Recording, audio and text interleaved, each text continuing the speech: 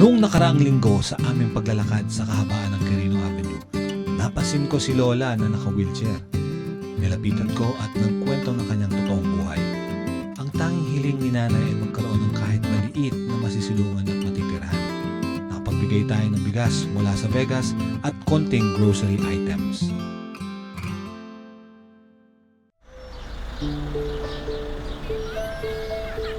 Dito sa Barangay de la Rama, inakyat natin ang buhay ni Nanay Nelia na tubong Cebu, San Fernando. Ayon sa kanya, simula nang dumating siya dito sa Maynila, hindi na siya masyadong makapagtrabaho. Umaasa lang siya sa bigay ng mga tulong ng mga pamangkin at kapatid nito. Ang tanging dasal niya ay pahabain pa ang buhay niya para makasama pa ang kanyang kapatid na merong mental disorder.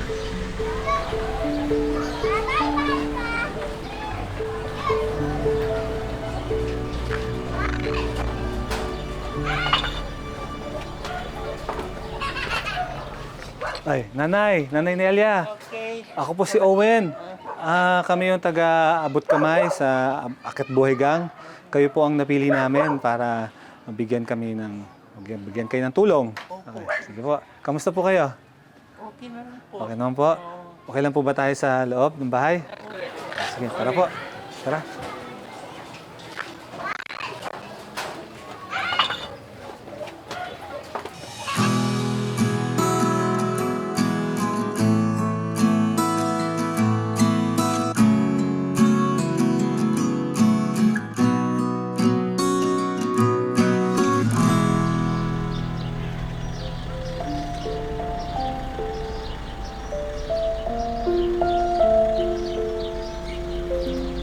Nay, kamusta po? Maayo man ang kuang karon paminat sa kong lawas.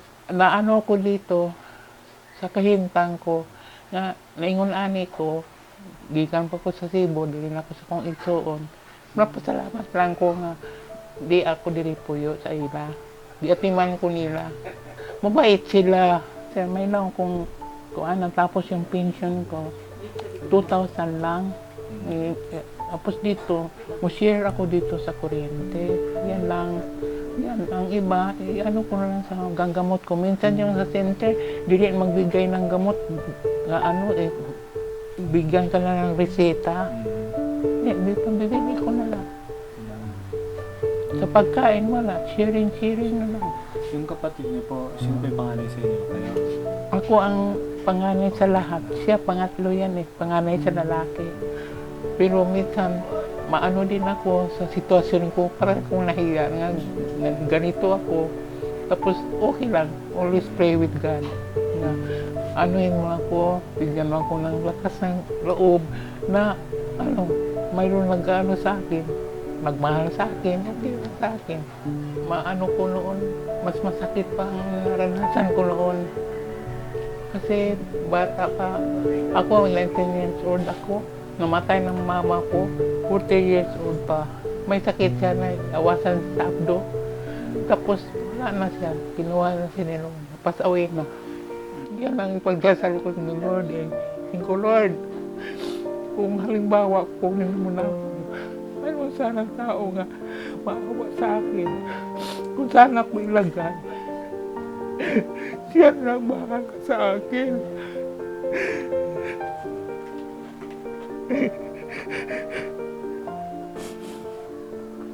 Balitaan ko, meron daw po kayong anak. Maganda ang labaw ni merchandiser. Tapos, yan, naano siya sa sarili niya. Nasaan po yung tatay niya? Ang papa niya tiluring, may tiluring. Tapos, nag-aral siya sa ama. Ang kinuha niya, nakatapos siya. Ang kinuha niya, computer programming. Hindi ko akalain siya ang ginawa niya sa kanya. Kasi manalo siya. Palabiro, hindi po mahalata nga may problema siya sa ganyang bagay. Dahil na sa babae. Sabi galing niya, ma, mag-asawa ka ulit, ma. Sabi ko, ay, ayaw ko na. Kasi tama na ikaw. Ang silbi ko, pagdating sa pupunta na ako doon. Mayroon mong anak nga mag-ano sa akin, maggabay sa akin. Wala eh, kinuha ang sarili niya. Hindi nga ako nag-asawa kasi dahil sa mga kapatid ko. Kasi namatay ang mama ko, 40 years old pa. Ang edad ko pa, 19 pa. 19 years old pa ako ang panganay. May kapatid ako nga, eldest namin, youngest namin, bunso. 10 months pa, iniwanan sa mama ko. Lahat lang mga inano kong ginawa ko, nung ginawang bubuhay. Ngayon, sabi ko, naranasan ko sa ganyan. Okay lang sa akin, basta ginagay ko na sa Lord. Kailan pa kaya mo akong kunin ko sa ganyan? Kasi parang hindi ko na kaya. Matagal pa ho yan. May mga kailangan ka pang mission dito sa mundo natin. Kaya magpakatagal po kayo. Oo nga. Pagdating sa 3 taon, nag-asawa si Papa ulit. Wala din. Sakripisyo ko sa kapatid ko. Wala din. Sabi ko, hayaan mo na Lord kung ganito naman ang mission ko sa buhay, sa mundo. Okay na sa akin.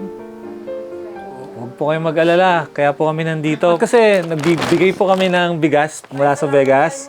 Para po sa inyo, Nay, sa inyo. Konting tulong, pati po konting grocery. Ayan, para po, konting makakain. Para sa pang-araw-araw na buhay nyo, no? Pang-araw-araw. Thank you very much. Maraming salamat po sa Akyat Buhay Gang. Abot kamay sa PHLB Radio Las Vegas. Smile po kayo. Hindi ko smile. Sir, bungi man O, ko. gano'n na lang kayo. Nay, gano'n. Sige na. Sige po. Gano'n ka. Yan. Ay, natuwa ako sa inyo. Ngayon lang sa buhay ko, ngayon lang talagang katawa. Thank you ha. Thank you all of you ha. Thanks very much. Ako si Owen Formento ng Mugshots Digital Media TV, leader na Akat Buhay Gang dito sa Pilipinas. Hatid sa inyo ng Abot Kamay sa PHLV Radio, Las Vegas. Pilipinas, angat ka!